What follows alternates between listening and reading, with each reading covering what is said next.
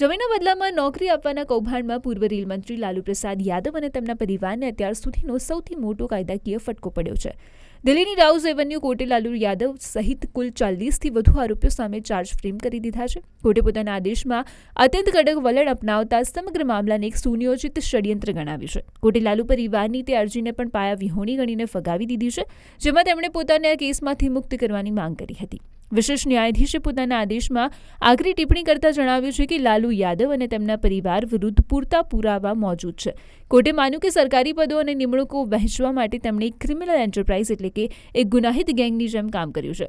અદાલતે સ્પષ્ટ કર્યું છે કે આ મામલામાં પદનો દુરુપયોગ અને ગુનાહિત કાવતરું સ્પષ્ટપણે દેખાઈ આવે છે. કોર્ટે સ્વીકાર્યું છે કે કેસની આગળની સુનાવણી માટે મજબૂત આધાર છે અને હવે આ સાથે જ આ કૌભાંડનો ટ્રાયલ શરૂ કરાશે. ટ્રાયલ દરમિયાન સીબીઆઈ આરોપીઓ વિરુદ્ધ તમામ સાક્ષ્યો અને પાકા પુરાવા રજૂ કરશે. સમગ્ર મામલો તે સમયનો છે જ્યારે લાલુ યાદવ દેશના રેલ મંત્રી હતા. આરોપ છે કે રેલવેમાં ગ્રુપ ડીના પદો પર ભરતીના બદલામાં લોકો પાસેથી નજીવી કિંમતે જમીનો લખાવી લેવામાં આવી હતી અને હવે કોર્ટની આ કડક ટિપ્પણી બાદ લાલુ પરિવારની મુશ્કેલીઓ ઓછી થતી દેખાતી નથી.